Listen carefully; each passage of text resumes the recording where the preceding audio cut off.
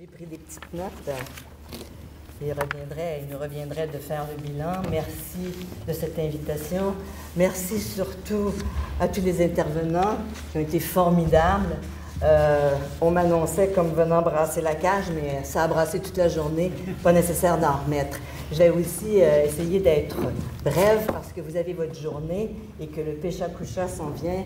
Tout le monde sait qu'un Pécha-Coucha, c'est déjà le début de la fête, mais la fête de la recherche. C'est un peu déjanté, c'est parfait.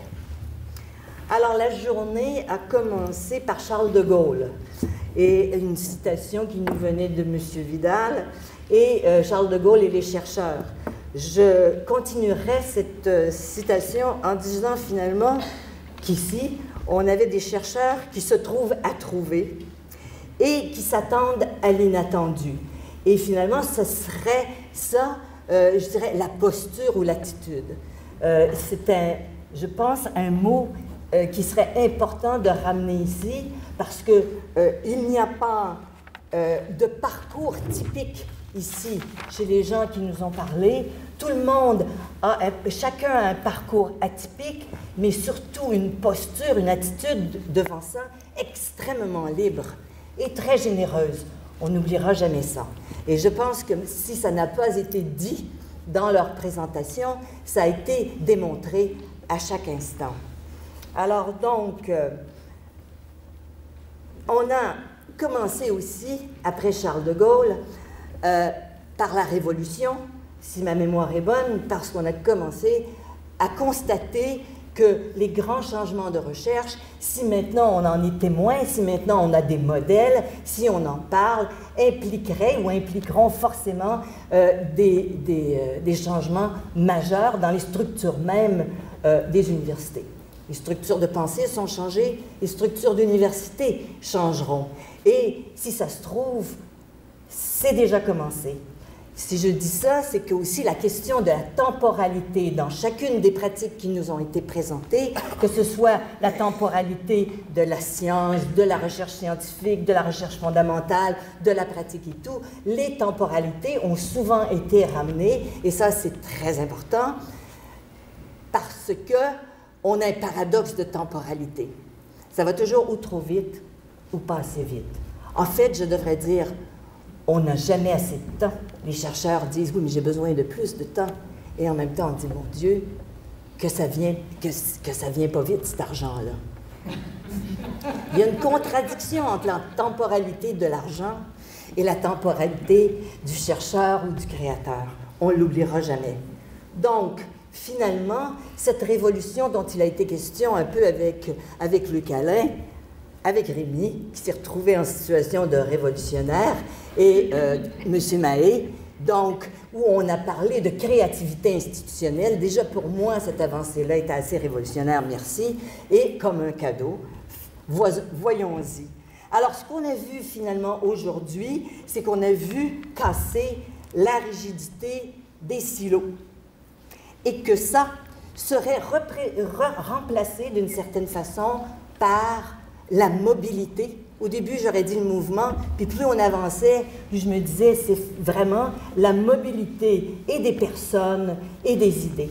Donc, ça nous donne la mobilité aussi, la capacité dans cette mobilité-là de reconnaître les enjeux, de consolider les objets, ni plus ni moins, ou de reconnaître le partage des objets, de créer des rencontres. On parle d'équipe, mais la proto-équipe, c'est tout de même la rencontre, de se retrouver dans des processus qui se contaminent et donc se réinventent, de lancer des méthodes. J'ai déjà cru, il y a à peu près 5-6 ans, que la première innovation en recherche serait de nature méthodologique. On est rendu ailleurs, mais quand même, on constate à quel point la souplesse et la plasticité des méthodes et des chercheurs qui les emploient est sur la première ligne. Évidemment aussi, l'invention des outils. Chaque personne ici s'est trouvée à réinventer sa méthode 100 fois, à retracer son parcours 100 fois et à réinventer ses outils sans cesse. Et ça, je trouvais extrêmement intéressant et je pense que c'est typique de ce qui, en fait, c'est ce qui décrirait le colloque d'aujourd'hui. Ce qui, je dis c'est typique, alors que justement, on est dans quelque chose qui est parfaitement atypique. Et finalement, avec ces créations ces recoupements et ces créations de méthodes et tout, on se retrouve dans les hybrides. Alors, c'est à la fois tout ce que je viens de décrire, la grandeur et la misère, ou la menace, le danger dans lequel on se trouve. S'il y a danger, il y a risque, ou s'il y a risque, il y a danger, et évidemment, c'est là que ça devient intéressant. Autrement, effectivement, on retournerait chez Pépère. Donc, on est devant la nécessité et la reconnaissance, comme disaient Bonnie et Eva ce matin en rentrant, de penser autrement et de faire autrement. Et ce que j'ai remarqué, c'est que les gens sortent du laboratoire, que souvent on a appelé un atelier, ou de l'atelier qu'on appelle souvent un laboratoire. Donc on voit que les mots, comme tu disais, Sandy, ne veulent pas dire la même chose comme on les emploie. Et donc, que ces changements de comportement-là vont donner, qu'est-ce que ça va donner? La merveille, c'est de se dire qu'on ne le sait pas. Et que c'est justement ça, l'inattendu. Parce que, bien sûr, on pourrait annoncer et prévoir, mais alors, c'est déjà moins intéressant, c'est déjà moins dangereux, c'est déjà moins intéressant. C'est souvent ce que, par contre, les centres ou les organismes attendent. Quel est votre projet? Quelles seront les retombées? À chaque fois, je me dis, retombées. Quelles? Mais c'est pas le temps de la retombée, c'est plus tard qu'on en parlera. On a l'intuition d'une retombée. Alors donc, par rapport à ce qui s'est passé aujourd'hui, parcours singulier, acteur singulier, sujet et objet singulier, je dis, et là je vais le dire en anglais, « It takes two to tango ». Donc, ça prend des organismes subventionnaires qui reconnaissent ça et qui commencent justement à déformater les formats et repenser justement les invitations, les formulaires, le chemin de l'argent. Voilà. C'est à repenser. Et on voit bien que ça se repense, puisqu'il y a eu audace, et que s'il n'y avait pas eu audace avant ce colloque, il aurait bien fallu l'inventer après ce colloque. Mais on voit très bien ce qui est en train de se passer et que c'est là une conséquence. On voit que les choses... Paris ne s'est pas construite en une journée et demie, on a compris ça.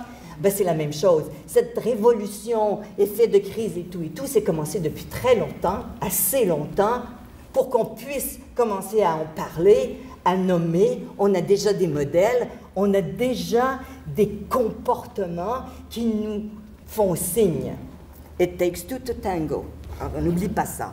Alors, finalement, on est dans une sorte de grand chantier de l'inter et du multi, où on a quand même encore la responsabilité des savoirs et des connaissances anciennes. C'est notre responsabilité d'une certaine façon. Et en même temps, on est invité à l'innovation. Donc, il y a une petite tension là-dedans. Et c'est précisément dans ces tensions-là, qu'on pourrait appeler des crises, on appellera ça comme on voudra, que le défi se pose et que ça devient encore plus intéressant. Et donc, les savoirs anciens et les connaissances anciennes bien intériorisées, bien maîtrisées, avec les nouvelles technologies, ça donne quoi? Ça donne des nouvelles questions, ça donne des nouvelles formes. Je serais presque tentée de dire, puis là, c'est effronté, mais je le risque. On te connaît. On est dans une sorte de petite renaissance. Pourquoi pas? Parce que c'est très chouette de... Non, c'est pas chouette, je recommence. C'est intéressant de dire dans un pays où il n'y a pas eu de renaissance. Hein? Moi, j'ai étudié en Russie où il n'y avait pas eu de renaissance, et c'est assez particulier, donc, le rapport à la création, à l'art, au savoir. Bien, même chose ici. Donc, finalement, si on était dans une petite renaissance. On serait donc, messieurs, dames, devant une nouvelle forme de beauté dont on a été témoin aujourd'hui. Merci.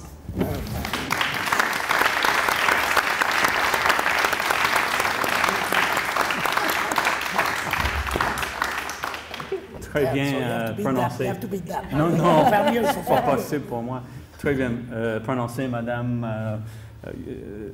Sakarak takes two, it takes two to tango, mais aussi un peu d'argent.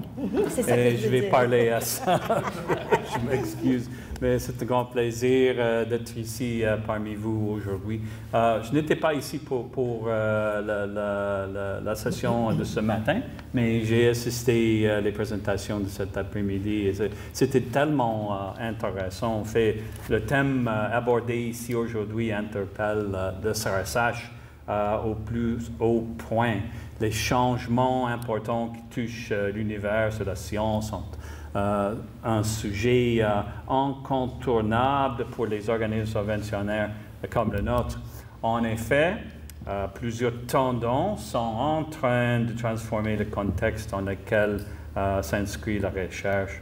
Je pense en particulier à l'intensification des collaborations internationales et la participation des secteurs non universitaires à la création et à la mobilisation des connaissances. Je pense aussi à l'adoption des perspectives pluridisciplinaires, c'est pas mais pluridisciplinaires, au recours à de nouvelles méthodologies et bien sûr à l'utilisation de puissantes technologies numériques.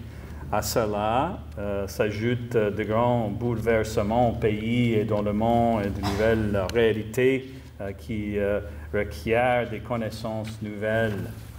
Il n'y a qu'à penser à l'avènement des technologies perturbatrices, l'impression 3D ou les technologies d'intelligence artificielle, telles la voiture autonome par exemple, ou à la montée des mouvements radicaux.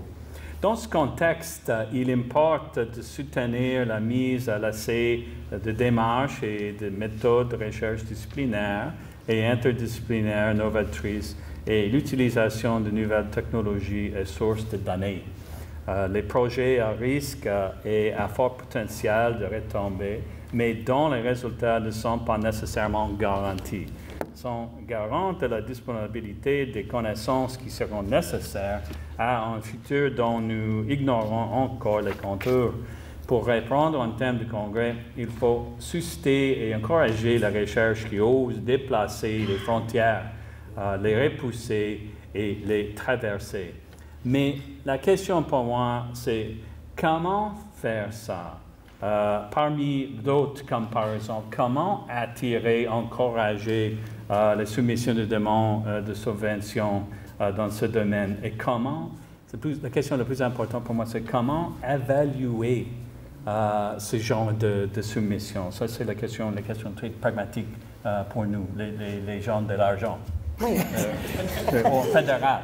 Oui, bien sûr. C'est juste nous. En fait. Vous êtes une douzaine.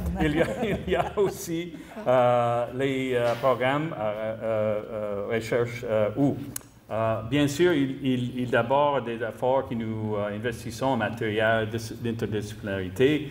Nous avons d'ailleurs assoupli nos règles d'admissibilité pour les projets ayant une composante associée aux sciences de la santé. Il y a aussi le programme Recherche-Création développé par le CRSH en partenariat avec le Conseil des arts du Canada. Un autre bon exemple est la participation du CRSH au projet de recherche concerté sur l'application des connaissances axées sur l'intelligence artificielle, la santé et la société. Jusqu'à 6 millions de dollars seront investis dans des partenariats multidisciplinaires en collaboration avec le Conseil de recherche en sciences naturelles et en génie et les instituts de recherche en santé du Canada.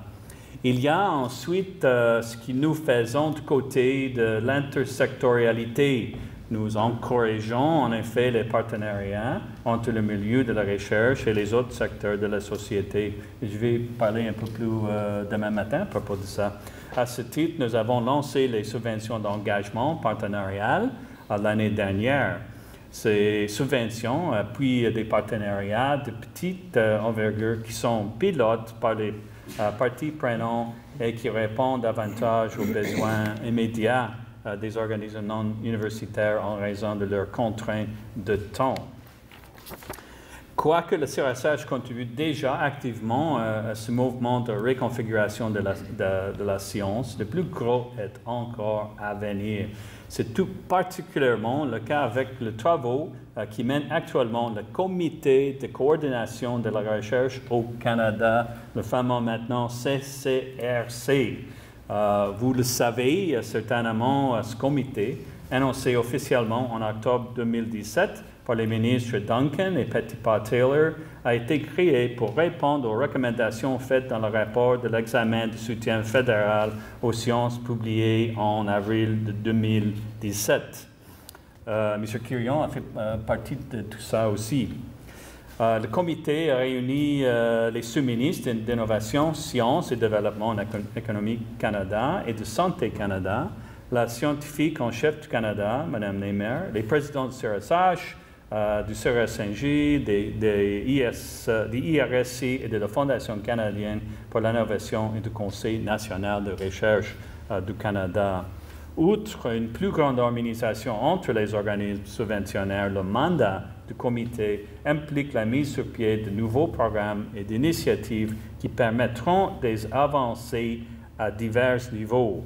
Il abordera les questions d'équité, de diversité et d'inclusion en recherche, de façon à éliminer les barrières auxquelles font face certains groupes sous-représentés et désavantagés et à garantir un accès équitable au programme des organismes subventionnaires.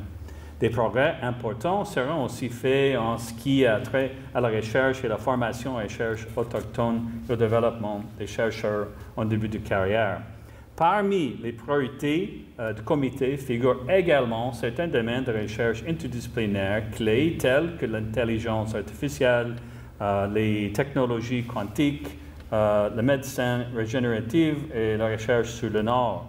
En outre, ils mettent en place des initiatives qui encouragent le développement de nouvelles connaissances en appuyant la recherche internationale et interdisciplinaire qui présente des risques élevés et demande des résultats rapides. L'argent rapide, les résultats rapides. Mais dans certains cas.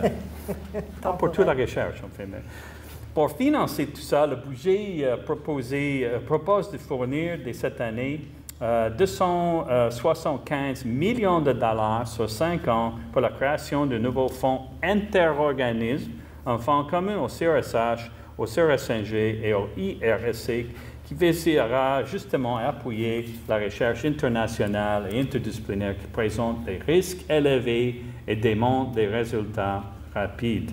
Cet investissement est certainement un signe encourageant pour ceux et celles d'entre nous qui souhaitent mettre de l'avant des façons de susciter et d'encourager des recherches qui osent déplacer les frontières, les repousser et les traverser. Pour conclure, je tiens à souligner le leadership du Fonds de recherche du Québec dans l'organisation de cette table ronde. Merci. Le CRSH est fier de travailler de concert avec ses homologues pour faciliter les discussions sur des sujets qui sont si déterminants pour le futur du milieu de la recherche. Merci beaucoup.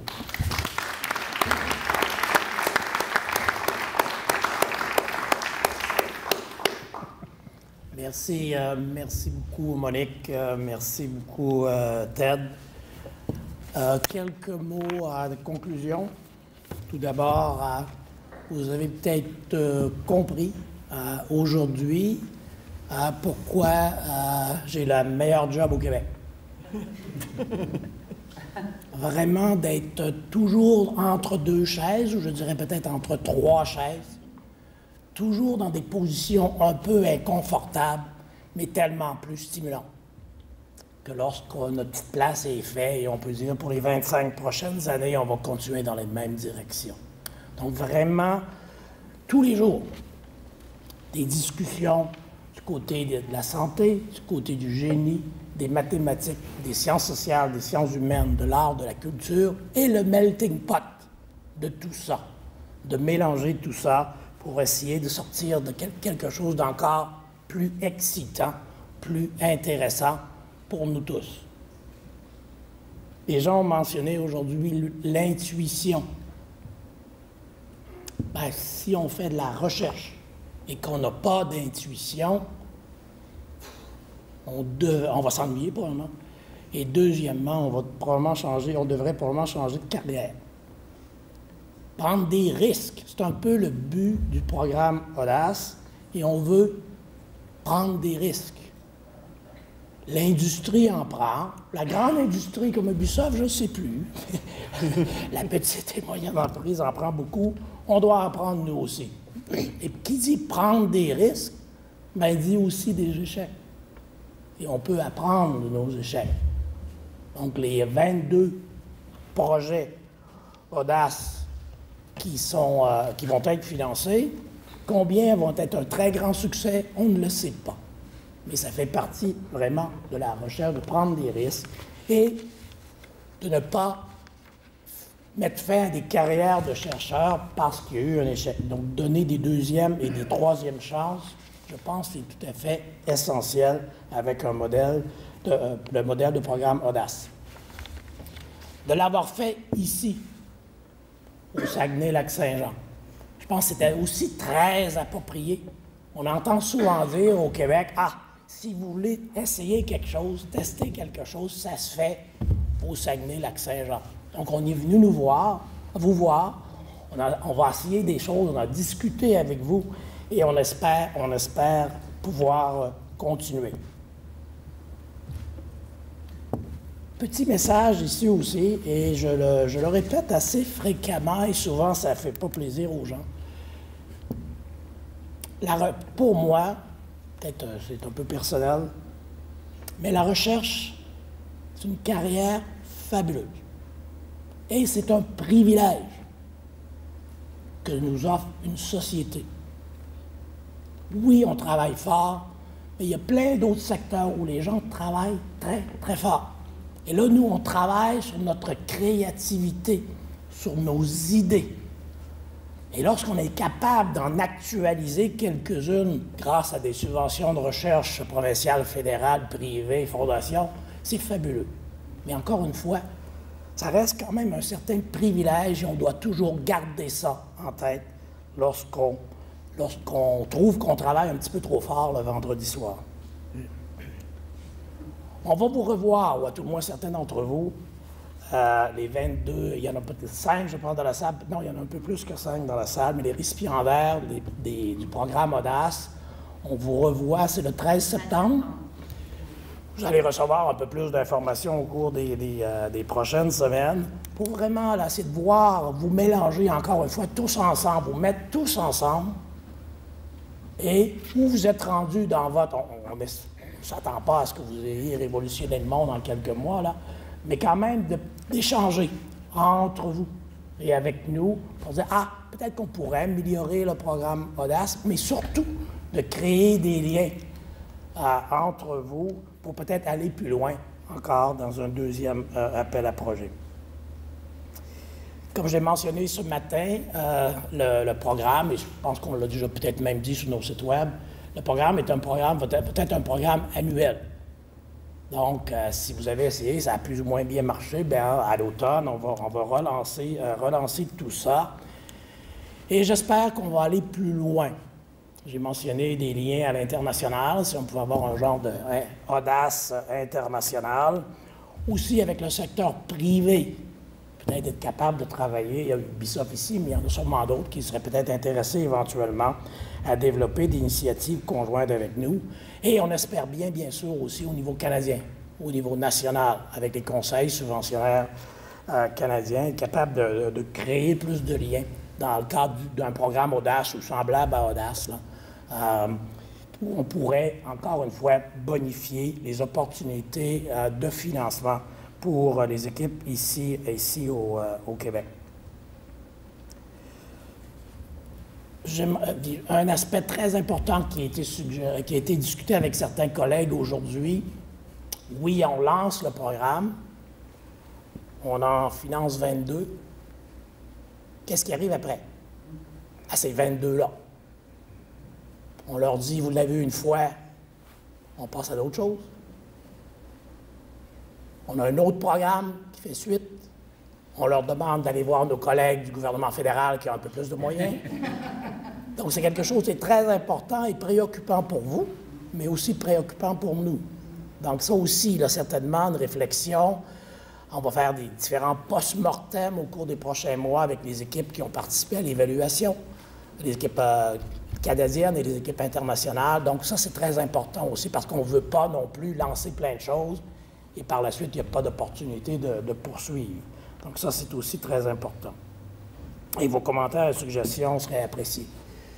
On parle très souvent, et c'est plus avec Maryse Lassonde, le Fonds Nature et Technologie, les STEM, les femmes en sciences, les femmes en génie, mais j'aime bien, et on avait déjà discuté de ça un peu avant, là, mais d'ajouter le A dans tout ça aussi. Je pense que ça peut nous permettre de faire d'aller beaucoup plus loin là-dedans et de commencer de plus en plus à intégrer, et là peut-être se rappeler un peu de l'histoire, revenir un peu en arrière, là, ou peut-être que c'était moins cloisonné au point de départ.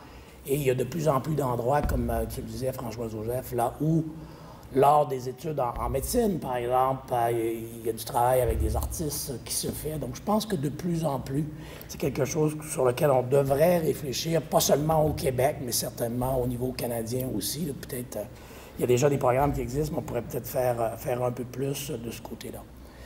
Donc, moi, j'ai bien hâte d'entendre les 5 collègues, les 5 présentations des récipiendaires du programme Audace. On va peut-être comprendre un peu pourquoi ils ont été reçus dans cette académie-là. On espère peut-être avoir un groupe qui va se développer au cours des années, un groupe d'audacieux qui va amener tout ce qu'on fait au Québec un peu plus loin. Et je dois dire encore une fois qu'on a très confiance en chacun d'entre vous et que si jamais, pour toutes sortes de raisons, votre programme marche plus ou moins bien, n'hésitez pas à nous le dire aussi, là. Comme je disais, l'échec dans ce genre de programme-là, ça fait partie de la donne. Merci encore une fois. Je voudrais ajouter...